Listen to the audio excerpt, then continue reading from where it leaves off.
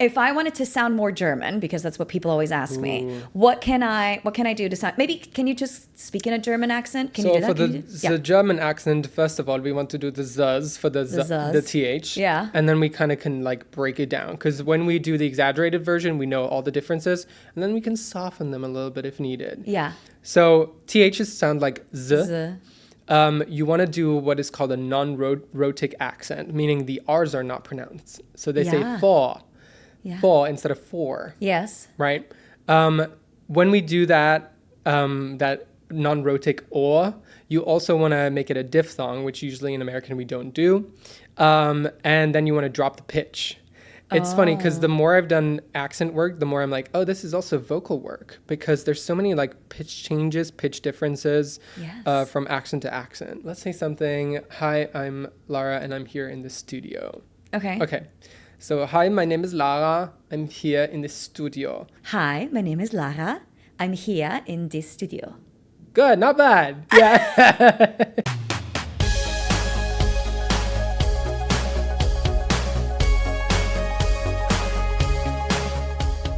Hey Voxstar, and welcome to From Singer to Artist. I'm Lara Chapman, award-winning singer and songwriter turned viral vocal coach and the host of this show.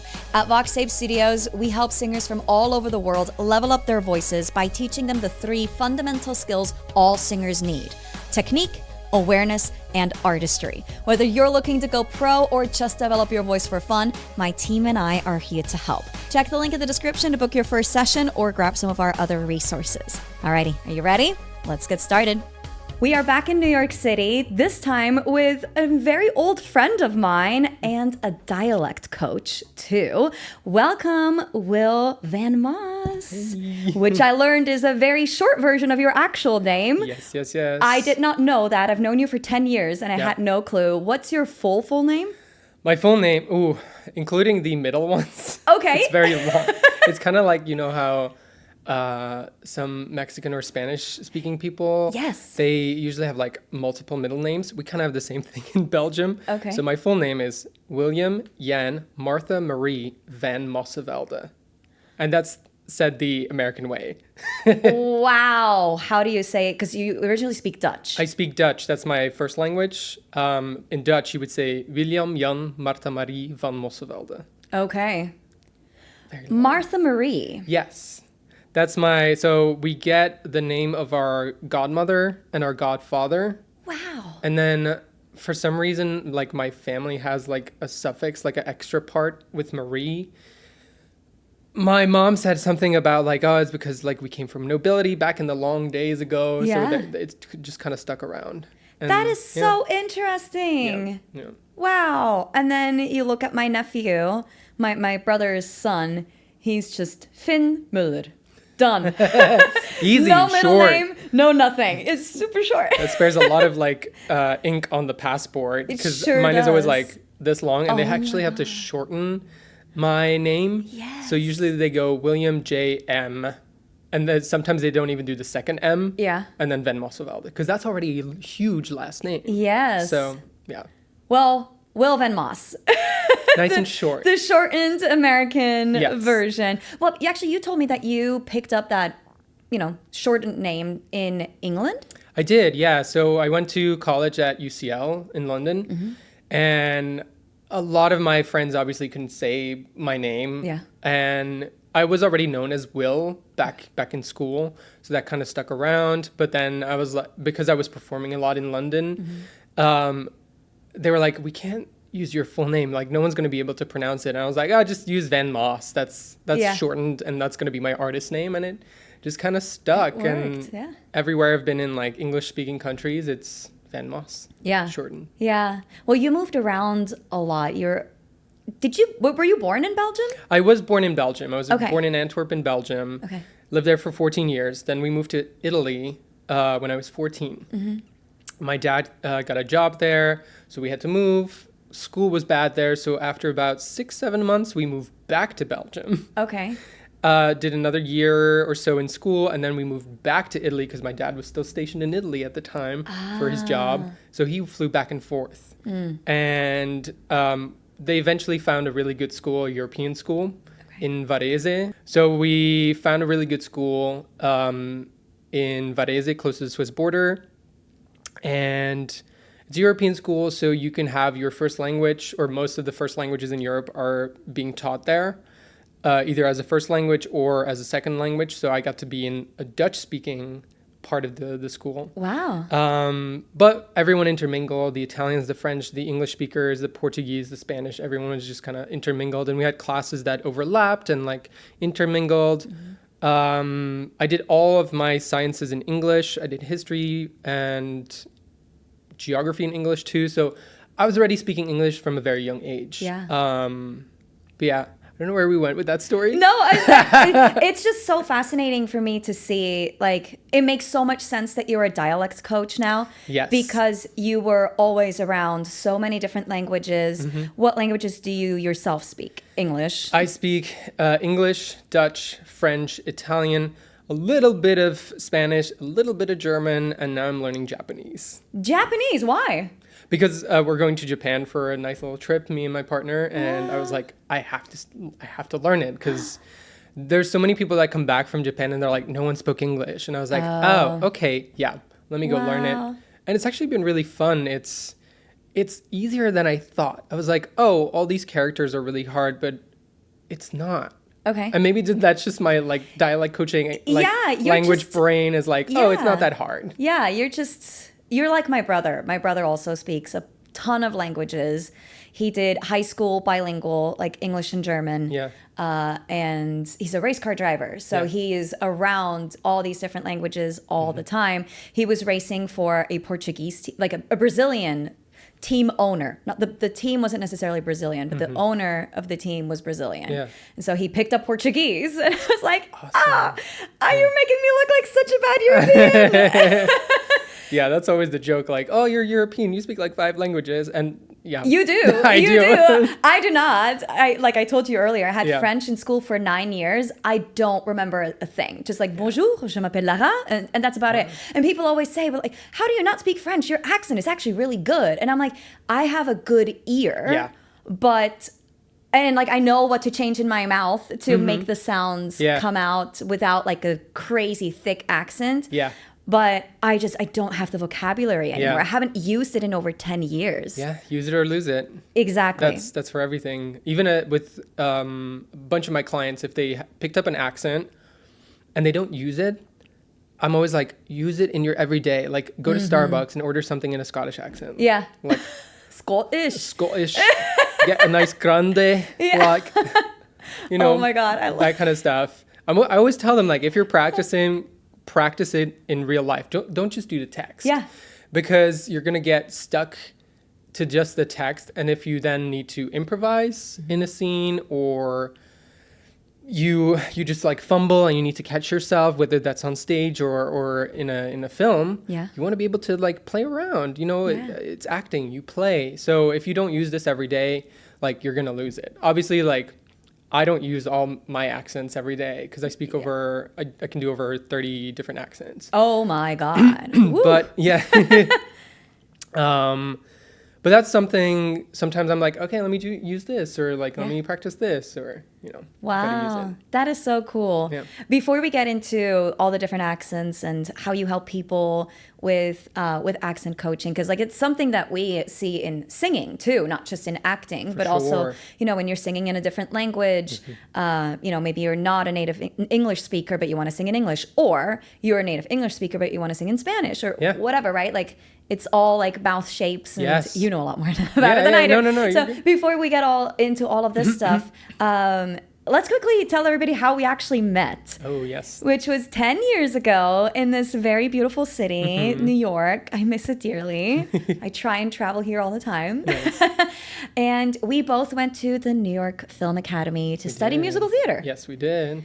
So that was 10 years ago. We were never in the same class. No. We never were. You're in section D? I have no idea. And I was in section A. I don't remember what it was called. I think in the first year they like separated us by like singing, acting ability, and then like we had separate dance groups. And like whatever that was. Yeah, and then and then dancing ability was the last one. So it was like And then, there I was in group 2 out of 4. So I was not a very good dancer. Were you in group 4? Yes. Yeah, of course you were. It's funny because they put me, when we auditioned, because I don't know if you remember, but we had to audition for like being put in the dance groups. Yeah. And the first, when they did the audition, they put me in group 3. And I was like, okay, like, I guess, like, that's fine. And then I did group 3, and Michelle, she saw how I danced, and she's like, you're in the wrong group, Will. Oh, really? And I was like, yeah, this is too easy. And Oh she's my like, God. let me see if I can bump you up to group 4. Really? And somehow someone said like they might have made like a mistake in the like grading, or maybe got someone else's paper for mine. And, Yeah. and it was funny because like in group 4, I was like, this is much more to my liking, and like so much easier. Interesting. Yeah. My ego was so hurt that I was in group 2, and I was like, I was vocal about it too, because I was a cocky little bitch. Yeah. Like, I was like, why am I in group 2? I have a lot of dance backgrounds. Like, I haven't really, like, I was never a good dancer, but I took dance classes because I wanted to get better because of musical theater school, and I did ballet as a kid and was really good. Yeah. But then as a kid and as an adult, it's something completely different. Different, yeah. And so I was like, why am I in this group? I am better than this. Like, I should be in group 3. I was not expecting to be group 4. Like, I was not that Delulu. Yeah. But I really wanted to be in group 3. Yeah. But then, do you remember Chad? Yes, of course. Chad was kind of like, you're at the top of group 2. And so, he was like, you're the only one that can do a triple pirouette. That's true. I remember this. Yeah, and he said, like, some people in group 3 can't do a triple pirouette, but that's just, like, one thing. It's like, that's... So, it was... I don't know if he was just being nice. He was trying to like stroke your ego. Yes. He was like, you're really, really good at doing triple pirouettes. But like, Chad is not the kind of person that like bullshits. Like, no, that's true. He's pretty real with you. Yeah. So my ego was just bruised. I was just a cocky little bitch, But it happens. It is what it is. Yeah. But yeah, that's how we met. We did. Is in musical theater school. So I learned so much about your background. I had no idea that you were in opera. Yes. Ooh, so let's rewind. When I was a kid, my mom put me in like a boys choir. And that really informed a lot of my artistic endeavors afterwards. So I really excelled in singing in the boys choir. And then she was like, oh, there's like auditions for the opera happening. You should totally do it. And I was a little like, I think 10 years old, I think I was. And I was like, I don't want to be in the opera, stupid, like stuffy, annoying opera. No one goes to see it. Like, I was like, this is ridiculous. And then she made me do the audition, which I sang like a gospel song. Because a year before with the boys choir, we had sang gospel with this famous gospel singer called Leah something. I forgot her last name. And they really liked it. And then, I got into the youth choir of the opera. We practiced every week, every Sunday. We had to drive from where we were living all the way to the center of Antwerp. And we practiced. And then I did several operas. I did Carmen, Rinaldo. I did Tosca. We did the very first production of Richard III, the opera. And then we toured around all of Europe as well. Wow. So, that is so cool. So you got started with boys choir, then opera. Then when you went to England...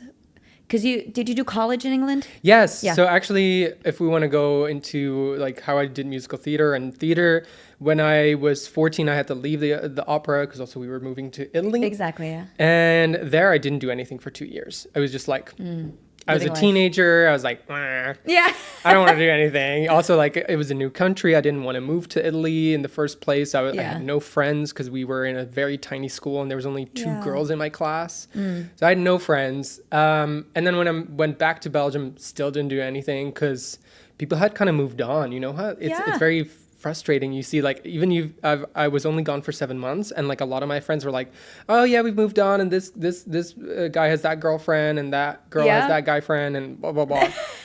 I didn't do anything, and I still had a couple of friends, but I didn't do much of theater or anything. It was when I moved back to Italy when I was 16. My mom was like, hey, do you want to do some artistic stuff, because I know you used to do opera, like I was like, maybe, like, what can you suggest me? And she found this theater group called the Benvenuto Players, which put on musicals, pantomimes, plays, and like all of that stuff. Because I really wanted to do theater in school, but they didn't allow me. Because, yes, they didn't allow me because I was such a studious little boy.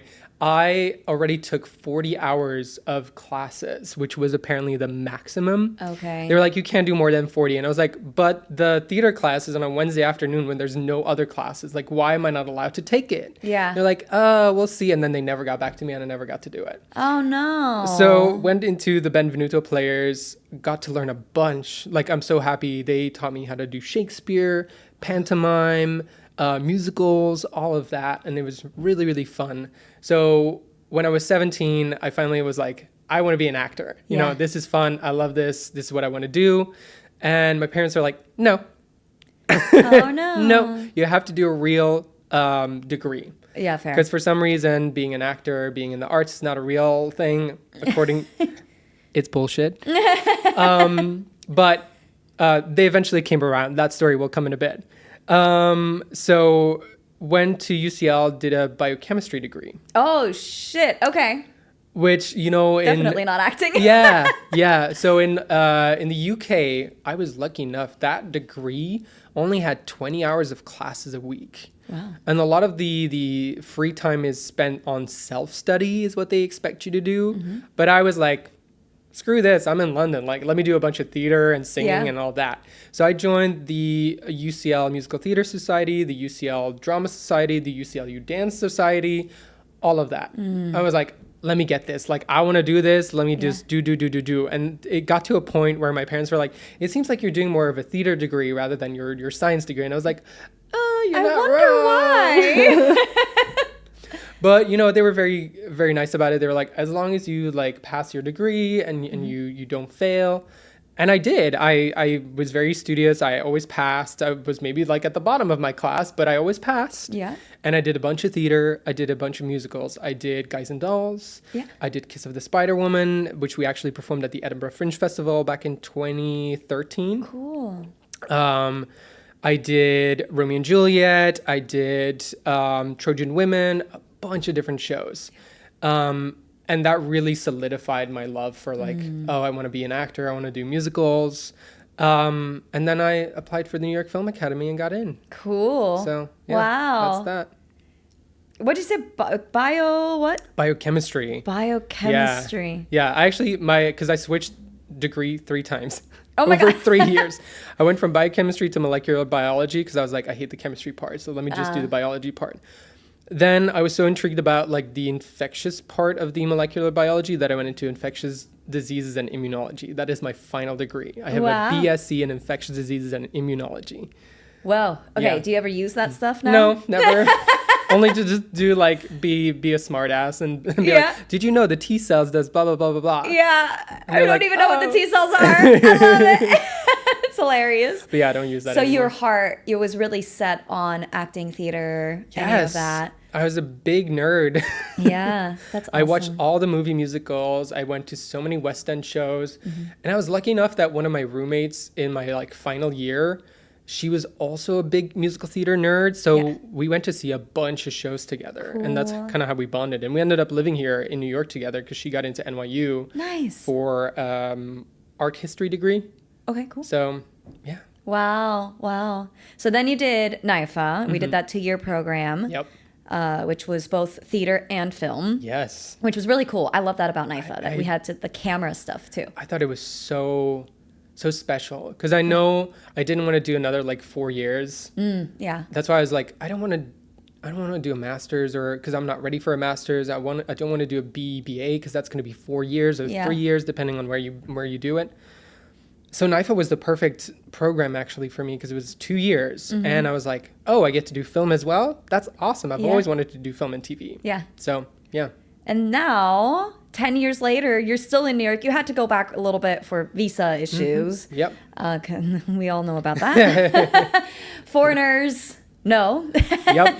Now you have a green card and you're a working actor. Yes. And dialect coach. Yes. So you've done off-Broadway shows, you've done movies too. You were on The Night Agent, right? That's a series, TV series. Yeah, sorry, like movie, TV series. To me, that's all in the same film, right? Yes. That's all in the same bracket for me. Totally different, but yes, thank you for correcting me. No, you're good. And so yeah, you've done a bunch of, like being on stage in front of the camera, but now also dialect coaching. So this is the part where I'm like, I'm super, super, super curious about this, because, people usually, when they learn that I'm not from here, that I didn't learn English until I was in like 7th grade. And English too is like, when you learn it, like any language, when you learn it in school, that doesn't really mean that you really know the language or anything. And so, like, I moved to the US 10 years ago. And they're like, but you have no accent. Why? And I'm like, that is a great question. I don't know. I remember at NIFA, I couldn't really do the sound, the TH sound. So it would like say mutter and wetter instead of mother and weather. But Cody Milburn would always, one of our classmates, she would always like point it out. Because I asked her to. I asked her to. So she's like, here, this and this and this. And I'm like, oh, okay. And so now I don't really have a noticeable accent anymore. And people always ask me, like, can you teach me? And I'm like, no. I don't know how to. I don't really know. I don't have like the real like knowledge behind it. And that just shows you, like, just because you know how to do something doesn't necessarily mean you can teach it. Yes, absolutely. So tell me more about your background with dialect coaching. Yeah, so I don't know about you, but I was taught English in a British manner. So I spoke like formal RP British. Did you get that as well? All of our teachers had accents. So we're technically supposed to have the British English in class, like like the spelling of like colors. Like it would be like the British English. That's so typical Europe. But like none of them like really had a British accent. It was just like a Swiss accent. Oh. Yeah. So funny. But so I was taught in a British manner, and when I moved here, I spoke British, like formal RP, modern RP, estuary English, as they call it sometimes now. Because I had also been in the UK for a good 3 years, and most of my friends were British. And so when I got here, I spoke in a British accent. I don't even remember that. Yes, I know. It's crazy. And it's funny because I had a boyfriend at the time, and after we broke up and we saw each other again, he's like, you speak in an American accent now? No way. It was the funniest thing. He was like, that's so weird. You're changing. And I was like, yes. So different person. Yeah. So what happened is actually Bobby Cronin scared the shit out of us in a good way. Okay. He was like, if you guys don't adopt an American accent, it's going to be very hard for you guys to book jobs because you're limited to the amount of jobs you can do. And I took that to heart. I was like, he's absolutely right. Like, you know how teachers sometimes scare you and you're like, oh, but this was actually good because they were absolutely right. Yes. So I took that to heart, and then I just started pretending to be a Valley girl. I was like, oh my God, because that's like that was the most American accent I can think of. Yeah. And so I started doing that during the day. Yeah. And at night I would practice. Just on your own? Like, did you have any help with this? Or? No, I just also did it in class. I was like, hey guys, I'm going to start like trying to do this American accent. And I think a bunch of people were on board and they were like, yeah, sure. Like I'll help you out. And it just kind of stuck.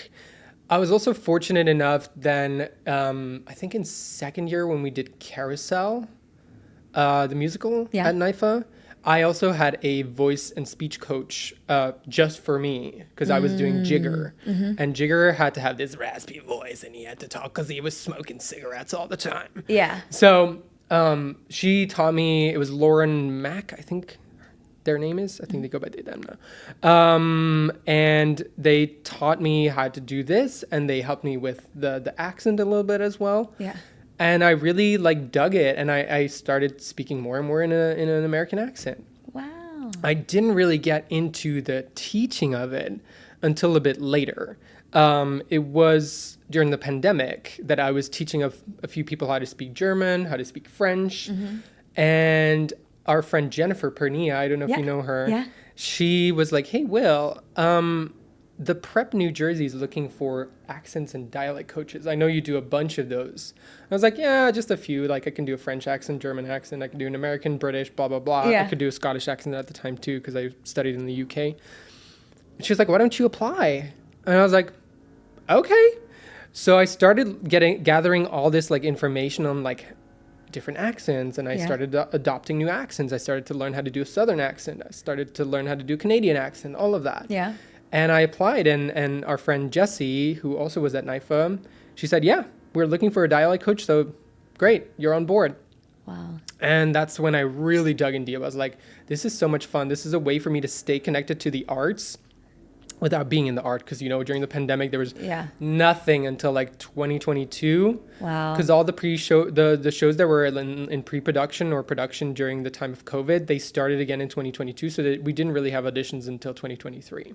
Wow. So I was like, let me just do this. And I really dug in deep. I took a bunch of Knight Thompson speech work classes.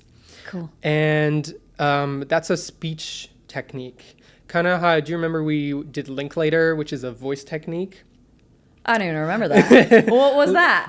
So there's a couple of like voice and speech techniques that are out there. Linklater is one of them. We did that at New York Film Academy when we did voice and speech. It's the like ha ha and the ha ha ha, if you remember that. Oh, with Seth? Yeah. Yes. Oh, I did not know that's what that was called. That was Linklater. Okay. But there's also speech techniques, and you have Alexander technique and whatnot. I did Knight Thompson speech work, and that was a new technique that started kind of in 2012. So it's pretty new, because everything before that was from like the 1950s and the 60s, and it's very outdated. So I started taking their online classes because Eric Lieberman, I think you also had him as a teacher. I don't. No? Maybe? I don't think so. Okay, so Eric Lieberman got me in touch with another accent coach, because he's a really great mentor of mine, Eric. And he's like, let's get you going, like, because this seems something that you're really good at and you're interested in. So he got me in touch with another accent coach who's worked with many stars. And she was like, I've been doing Knight Thompson speech work, and it's really good at helping me figure out how to teach these accents. So I did all of their online courses. I did two twice. Because I was that intrigued with the how to teach accents. And now I'm trying to get certified in that. Hopefully next year, knock wood, I can get a certification in this Knight Thompson speech work. And yeah, that really helped me just get off the ground. I was able to learn a bunch of different accents and know how to break them down, and know what to listen for, know what to look at in terms of like mouth movements, tongue movements, all of that. So that's how I got into being an accent coach. That is so cool. I mean, that's kind of how I got into vocal coaching. Just kind of like, you get thrown in the deep end, right? You're just like, yep, I'm just going to do this now. And then you learn as you go. Yes. And then you, like, if you have the passion for it, you start learning all of these things on the side. Yep. Right? Like, okay, how can I support my students better? Right? I want to do a better job at this. Yes. So you do all of this research. YouTube University was my friend. Yes. Yes. And so, you know, it's you just kind of learn as you go if you have a passion for it. Absolutely. You have to be willing to learn, right? And so that's so cool that you're just like, yep, I'm just going to do this. I have a passion for this. And then you learned and learned and learned and learned. Very cool. See, for me, it's like with accents, I can usually identify like where somebody's from because I can hear it. Yeah. But I could not then replicate it. Like sometimes when people ask me, like, oh, you speak German, can you do a German accent? I cannot. It's funny. Yes, I had the same issue with Belgian and Dutch accents for a while. Okay. They were always like, because I lost it. I was, well, first of all, I never had it because I was speaking in a British proper RP accent. So I was like, how do I do this? Like, I've heard people do this a million times, and I don't know how to do it because it was so wired in my brain. Like, no, that's the bad sound. That's how you don't want to sound. So yes. But through the learning how to adopt an accent, I was like, now I can do it. Okay. Can we hear a little something? Ooh, let's do an Antwerp. So if you speak like an Antwerp person, you talk like this, and it's we do this and we do that, and that's the flowers over there. Okay, so it sounds very much like a mix between French and Dutch. Yes, that's it. Belgian is like this nice little Belgian people speak Dutch or French, but the Dutch-speaking part, they are very much influenced by the French-speaking part. So we have all these like French isms in our Dutch. Yeah. So much that the Dutch speakers in the Netherlands are like, y'all sound funny. Like, I'm sure you have the same in like Swiss and like High the Germans German. don't understand us. No, yeah. No chance. Like they have to be in Switzerland for a good amount of time to be like, I finally understand what it is you guys are talking about. Yep. But in school, we speak German. Like High Swiss, German. yes. Because Swiss German is not a written language, not officially. It's officially just a spoken language. I didn't know that. Yes. So in school, we read and write and speak in German. Wow. But at home, we speak Swiss German. Wow. Yeah. That's fascinating. It's weird. Huh. So if you hear a Swiss person speak in English, it sounds different Yes. than when a German person is speaking 100%. English. But I couldn't do either of them if I wanted to. Like, this is what you get. And I don't know how to change anything. So, okay, if I wanted to sound more German, because that's what people always ask me, what can I do to sound, maybe can you just speak in a German accent? Can you do that? For the German accent, first of all, we want to do the z's for the th. Yeah. And you want to sound, this is very exaggerated German, but that's where we always start. We start with like an exaggerated Same version. in singing. Yep. And then we kind of can like break it down, because when we do the exaggerated version, we know all the differences, and then we can soften them a little bit if needed. Yeah. So THs sound like z. Z. You want to do what is called a non-rhotic accent, meaning the R's are not pronounced. So they say for, instead of for. Yes. Right? When we do that, that non-rhotic or, you also want to make it a diphthong, which usually in American we don't do. And then you want to drop the pitch. It's funny because the more I've done accent work, the more I'm like, oh, this is also vocal work, because there's so many like pitch changes, pitch differences from accent to accent. Yeah. So when we speak, then the V's, the W's become V's, yes. So there's so many things that you need to like change to sound more German. Okay, I wanna learn one phrase. Okay, let's say something. Hi, I'm Lara, and I'm here in the studio. Okay.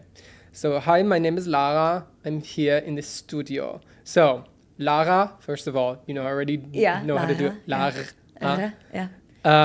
I'm here. Here, yeah. In. So, when the Germans go in, they don't go for the I sound, they go for in. It's very similar to the French. Yeah. In this, you can either do a D or a Z. Yeah. In this studio. In this studio. Hi, my name is Lara. I'm here in the studio. Hi, my name is Lara. I'm here in the studio. And let's do it with a D. That sounds more like real German. Studio. In this studio. In this studio. Try it again. Hi, my name is Lara. I'm here. I'm here in this studio. And then try really going for that. This studio. This studio. One more time. Hi, my name is Lara. I'm here in this studio. Good, not bad. Yeah. Why am I so bad at this? It's all good. It's hard. It takes time. I usually tell my students, because everyone wants to learn an accent in like 30 minutes. And I'm like, you can't do it. You can't do it.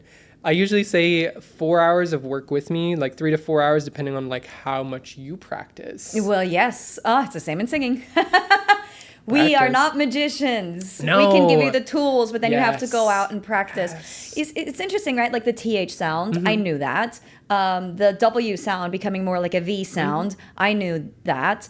But it's another thing to like actually like do it. Yeah. And then there's like a million things. It's not just those two. It's a million, like the it's in. So it's like, oh my God. Yeah. To really get it, it's like, whew, it's hard. And that's why in like accent and dialect work, we break it down. There's these things called lexical sets that are words that this brilliant man named John C. Wells figured out back in the early 1900s. He was like, oh, in most accents of English, and he only looked at like the American continent, the British islands, and Australia, New Zealand, because that's where native speakers of English are. Yeah. And he said, oh, in all these, we have words that sound the same, but might not be spelled the same, because that's another thing about English is like, spelling doesn't mean that it's going to sound how it's spelled. It's so hard to read English. Yes. So, for example, there's what we call the thought lexical word, which also represents words like awful. You would never think that AW is the same as OU, right? Thought, awful. Yeah, has that the makes same no sense. aw sound in every single of the accents. Now, it might be like O in British, because they say thought and awful. Yeah. Ha! See, I'm a Brit now. There you go. So that helps us as accent and dialect coach how to group these things together. Yeah. And then I teach like, this is how the vowels sound. And then like, if there's a difference in the consonants, for example, in the German, I say like, oh, the TH, because they don't have it in German, they pronounce it as Z or D. Yeah. And then we as accent coach, we figure out when are we going to use a Z or when are we going to use a D? Yeah. Because it could be for sometimes they will use a Z in certain cases, and sometimes they will use a D. In Swiss, we sometimes use an F. For example. I think, not think. That's very or sing. French of you as well. Yeah, it's I the think, F. Yeah. I think it's this. Yeah, yes, I think it's this. That's another thing, like pitch. So it changes a lot. And in Knight Thompson speech work, you get to work on like how to move your mouth into like a position that is typical for this accent. So in French, I would think a little bit more like close my mouth and maybe like purse my lips a little bit. Okay. Because that changes how I speak. That changes how I speak. Yeah, and then you get into a very comfortable position, so you can stick to that, which is different from what they used to teach. Like they used to be like, oh, this is how the vowels sound, this is how the consonants sound, just go. Okay. But Knight Thompson is like, no, there's a whole like mouth movement. Your jaw might be more tight, your lips might be more pursed, your tongue might be more lifted. Yeah. And I teach that to my students, so they get into a comfortable position and they're like, oh, that's the base for this accent. And I can go a little bit up or down wherever I need to go from there. Do you mostly do European accents for English? So I actually do most of the European continent, most of the British and Irish accents. Yeah. I do North America, including Canada. Yeah.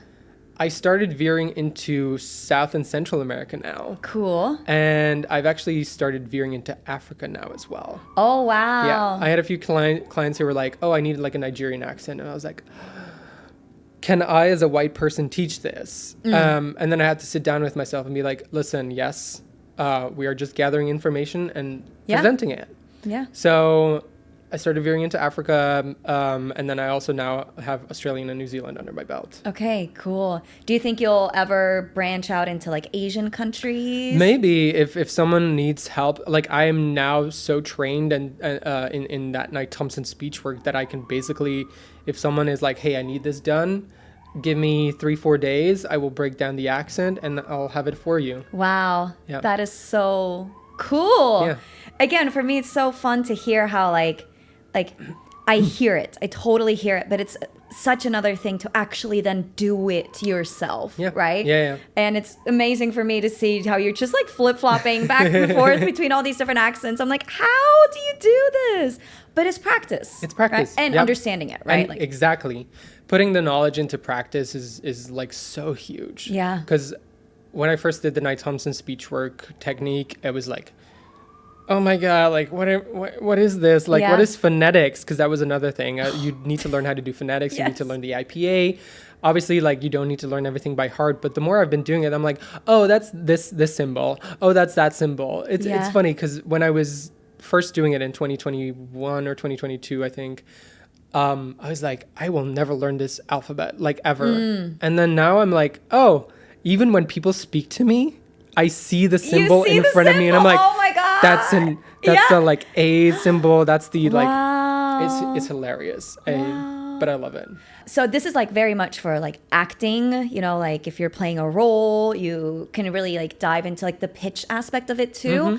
But when we're singing melodies, it might be difficult to adjust the pitch because you're singing specific notes and you can't really change that. So how does, first of all, do you have any experience like doing accent stuff like in song? Yeah. And how does it translate? Like what do you do? How is it different when you're singing songs? Okay, so this actually recently came up with one of my clients because she's French and she has a very thick French accent. Yeah. But whenever she sings, she sounds pretty American. Yeah. So I was like, let's use that because the way we sing nowadays, and you hear it in British singers as well, they usually sing in an American accent. Yes. Why? Yes. Because the nasality of it, the lifting of the tongue in the back of the throat sounds more forward. It has a brighter sound. Also, the way that the vowels move in English is a little more open. and brings everything nicely into the mask. Yeah. Which you don't have with British, because then you have all in the back of the throat. Yeah, and it's harder to sing that way. Yeah. Yeah, it suppresses kind of the larynx.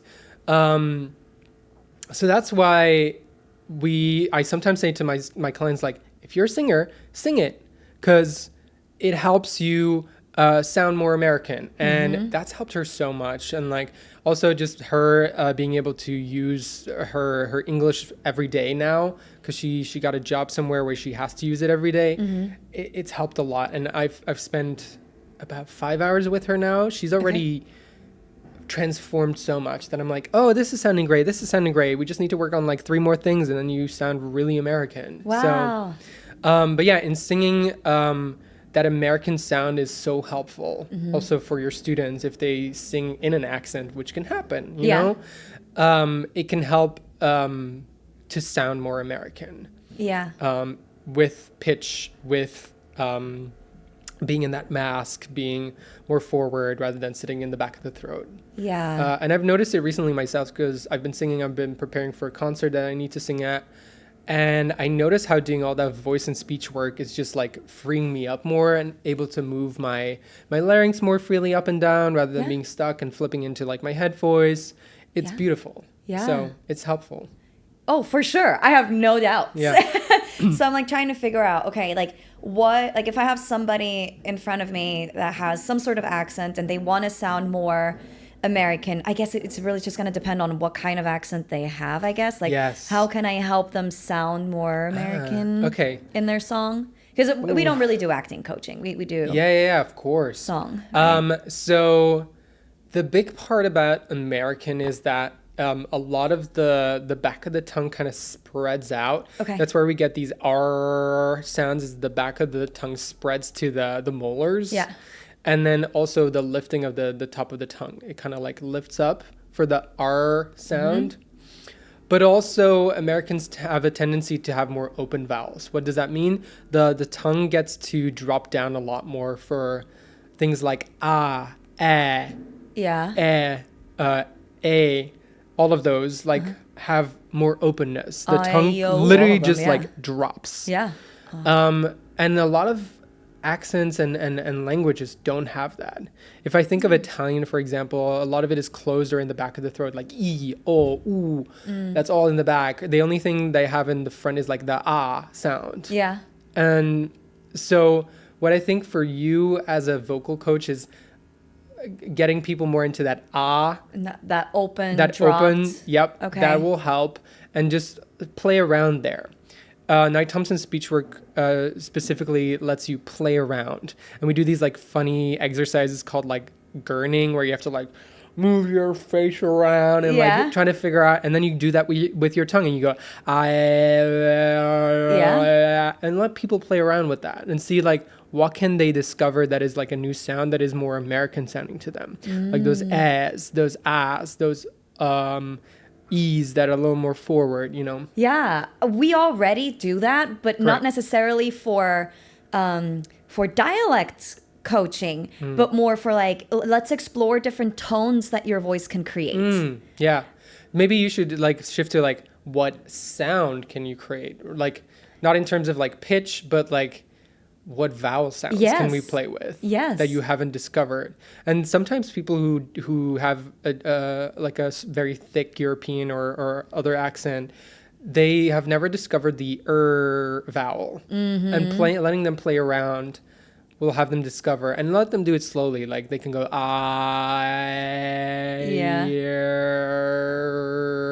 you know. Have them just like retracting. Tongue is going back, it's going up, and then it's lifting, it's spreading in the back.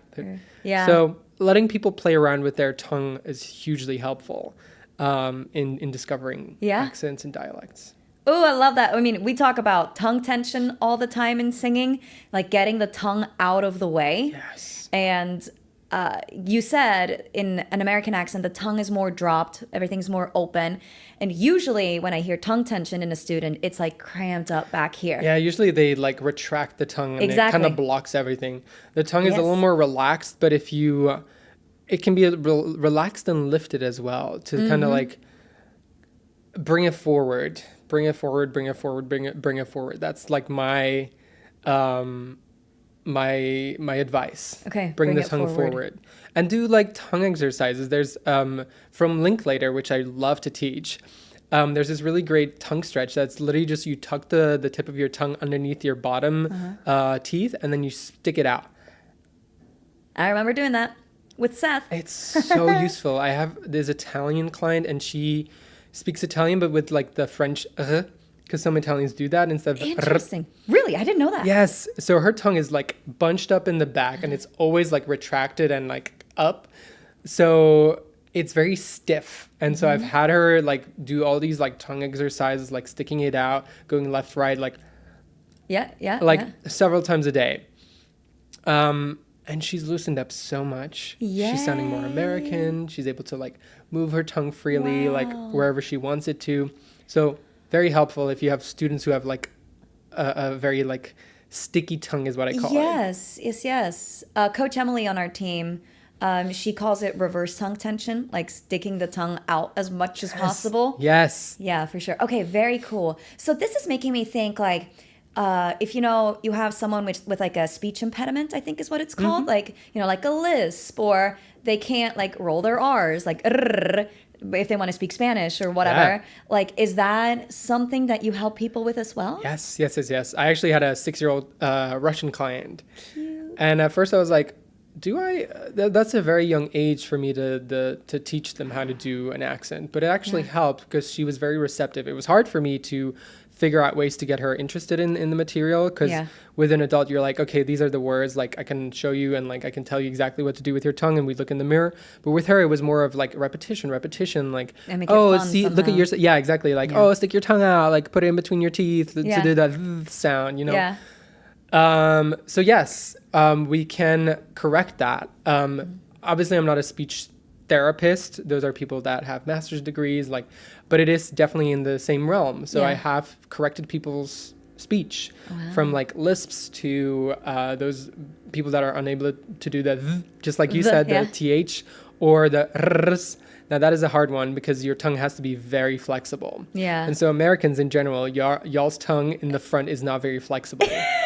And y'all are always like So it takes for me a while to teach you, but it's a bunch of practice. I can tell you exactly where your tongue needs to go.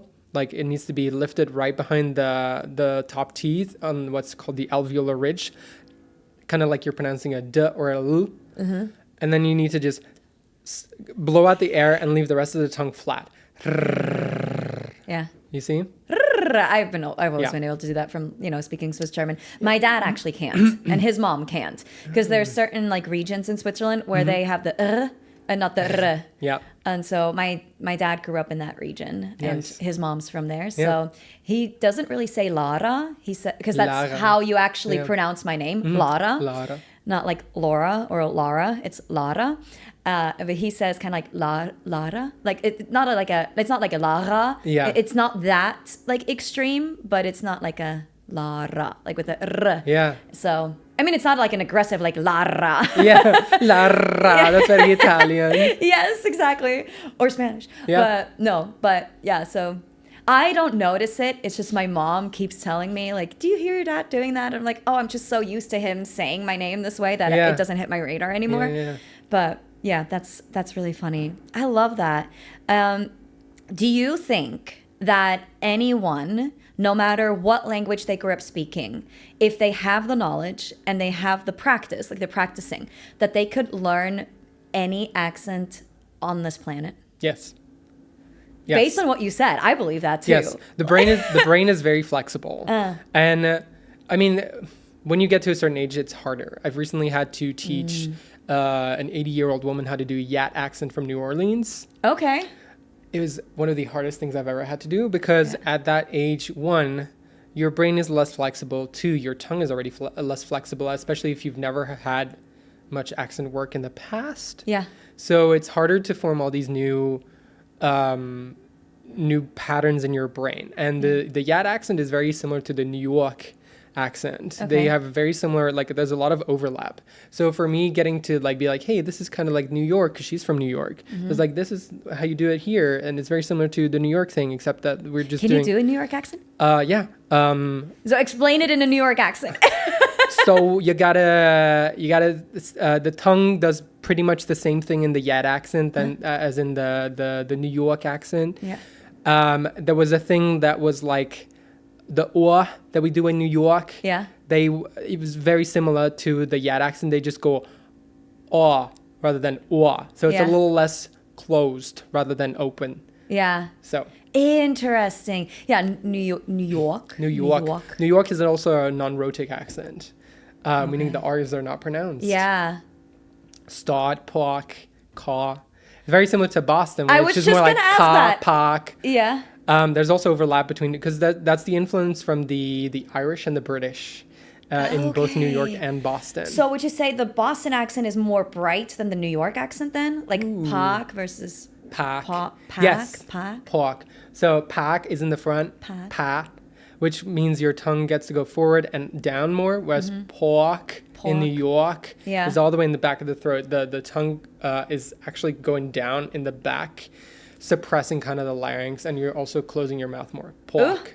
Ooh, okay. This is pack. Yeah, honestly, I was always like, yeah, New York and Boston, it sounds the same, but now I'm like, no, actually, it sounds totally different. Yes, they have some overlap. For sure. Yeah, so like, you don't say park, but it's more bright and more dark. Yep. But yeah, interesting. Yeah. Oh, that is so cool. Yeah. Wow, I'm fascinated. Thank you so much for sharing all of this. But yeah, so anyone can learn it really.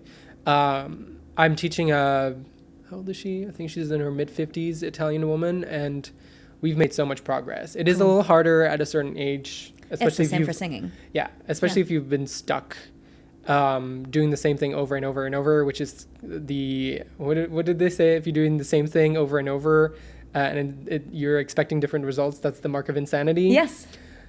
That's what I told her. I was like, listen, we gotta change it up. So I found all these exercises for her to loosen up her tongue. That's that same woman, and it's changed immensely. She sounds just so much more American. It's clear to understand her, rather than like having to think like, what did you just say? It's just like, okay, this is she still has a slight accent, which I'm trying to like beat out of her as soon as I can, but as gently too. It's like, God. No, sometimes I gotta be, if people don't practice, I know. I can tell. Of course. And I'm like, it's the same for singers, by the way. If you do lessons with us and you say you practiced, you better practice. We know if you practiced or not. Very much, very much. Especially, I had a young student recently. He's 12 years old, and his manager wants him to learn all these different accents because he booked a job on TV. I forgot what show, but had to do his own accent. But the manager was like, "Listen, you're a young black actor. Like, let's get you doing a deep Southern accent for all those like movies in the South. Let's get you doing like a multicultural British accent, which is very popular nowadays, to get you started on like British movies, and let's get you doing an African accent." Yeah. So, and we're doing the deep Southern one, and I was like, "You haven't practiced." And he was like, No, I didn't. Yeah. And I was like, I could tell. Like, I need you to practice every day because that's how you learn. Yeah, it's muscle memory, right? And if you've been doing it one way for so long, it's so much easier to learn a new skill than to change something. Yep.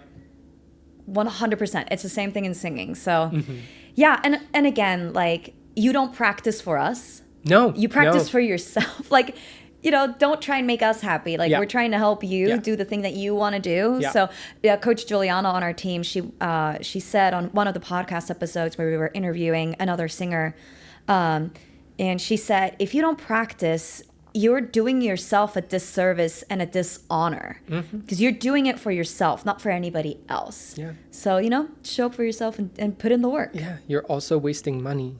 I'm always saying, like, because now we need to do more sessions together. Yeah. And that's going to cost more money. So I'm always like, if you practice, we have to do less sessions and, you can get there quicker. Yeah. And I know some people are really not in it with their full heart, especially the younger students who are like, I get to teach 6-year-olds, 12-year-olds, 14-year-olds who kind of have to do it for from their parents. But I try to like make it as fun as possible for those people. But if your heart is not in it, it's gonna be harder to practice. It's gonna be harder to be honest to yourself. Yeah. But sometimes, like, man, like, this is just being an adult. Like, yes, very much. Not everything is always fun and fuels your heart and it's your true passion. Like, sometimes you got to pick up a new skill to do the thing that you really want to do. 100%. Like, guess what? I didn't want to learn how to build a website, but I had to so that I can have this business. Like, exactly. I didn't want to learn video editing, but guess what? I had to. And now it's a skill that's serving me and that I use every day or almost every day, right? So sometimes you got to do the things you don't really want to do to do the things that you want to do. Yeah. Especially in acting with accents. It just makes sense. And you're lucky that you have someone able to help you. Yeah. So that's when you have a coach, use them. Ask questions. How do I do this? What do I need to do? Like, what do I need to change? You know, be curious. That's helpful for us. And we're very proud if you ask questions and we see that you practice, or at least you're trying, even if it's not working. I can be like, oh, that sounded a little more different. You know, let's dig into that. Like, it's a huge thing. Practice. Yes. And then it's our job as coaches, kind of like work ourselves out of a job. Yeah. And we can work ourselves out of a job a lot faster when you practice. Yes, exactly. I mean, it's less good for our pockets, but I'm always so happy when I get to teach someone so fast, because that's kind of a like, did my job. Exactly. And I can show off, and it can be and then you're proud too, like of yourself and the student. And it's like, what I'm doing actually freaking works. Yeah. And then you get to find a new client. Yes, exactly. And do it all over again. Or then they come back for another accent, because every accent is different. I've had so many people coming back with new accents. I had this amazing student from Chicago, Omi, and she booked, what did she book? She booked something that she needed to do a Geordie accent from Newcastle.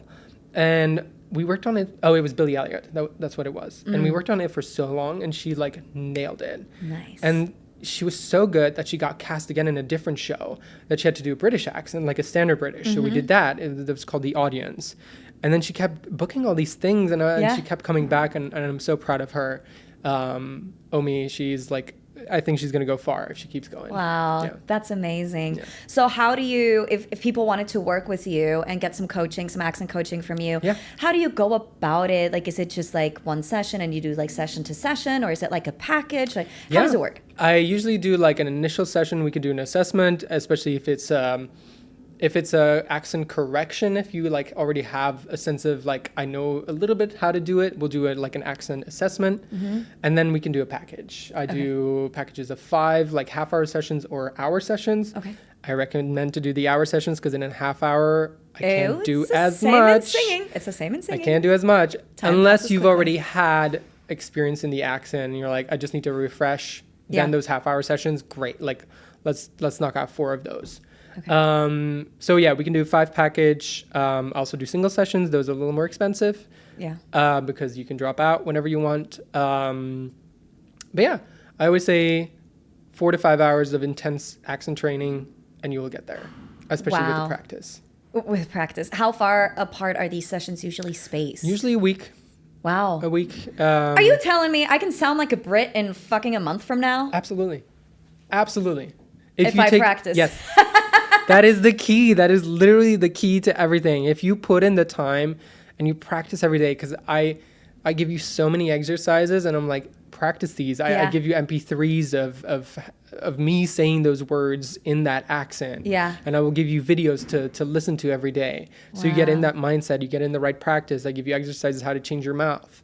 So if you do that every day, you will get it in like a month. Wow. I've had to coach people in like 2.5 weeks. Wow. That is crazy. In singing, it usually takes a lot longer than that. Yes. Because we're building all these different muscles. And yeah. Oh, that is fascinating. Once I have a little bit more time, we will get a session going. I will 100%. Reach out to you and be like, oh my God, we have to like figure. And for me, it wouldn't be like something I would do for my job, but more for like, I'm just curious. Like, I just want to do this because it's fun. Absolutely. Oh my goodness, that's amazing. Yeah, and so people can reach out to me through my website. Yes. It's willvanmoss.com. Very simple. I will put the link in the description. Or reach to me on Instagram, Will Van Moss. Very easy. I will also put that as a link in there to make it easy for everybody to find you.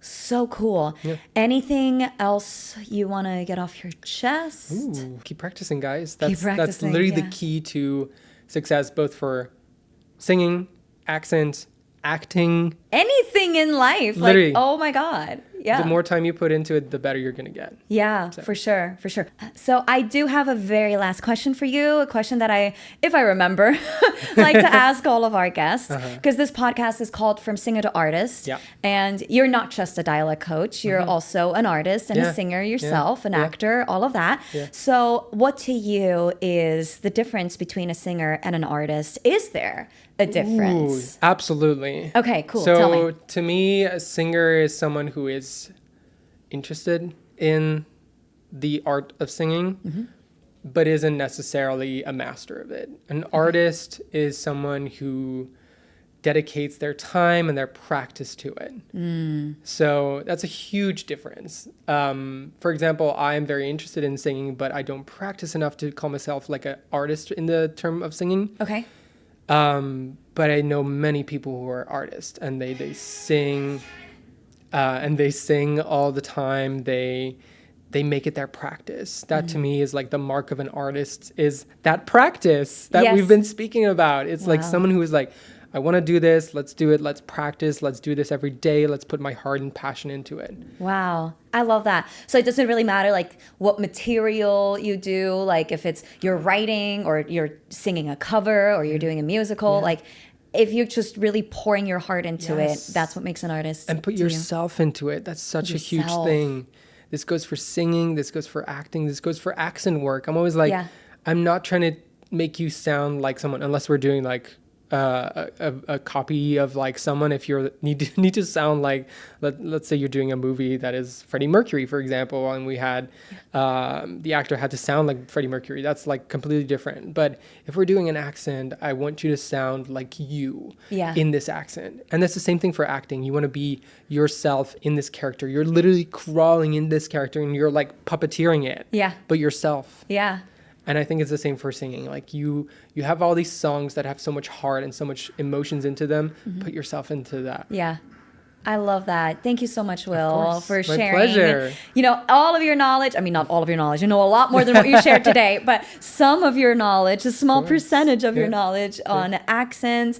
And it was so good to see you again after like, oh my God. 10 years almost. 10 years. Yeah. I mean, 10 years is when we started. 10 and a half years is when we started. And it was a year and a half program. It was like 9 years ago we saw each other. So 9 years ago. Exactly 9 years ago. Oh my God. It's so good to see you. You Don't be a stranger. Please. And again, if you want to work with Will on your accent stuff, the link is in the description to his Instagram and to his website, so you can go and book a session and see what do you need, what do you what do you want to do for your acting, for your singing, any of the above. Thank you so much, of course. Will. My pleasure. And I'll see you again. We'll see each other Hopefully soon. Okay. When you're back in the city. Because I want to come more to New York and do some more not exercise, but do more podcast episodes. Yes. So every time I'm here, we need to get like coffee or something. Let's do it. Yay! Thank you so much. Thank you everybody for tuning in, and we'll catch you in the next episode. Alrighty, bye. Bye.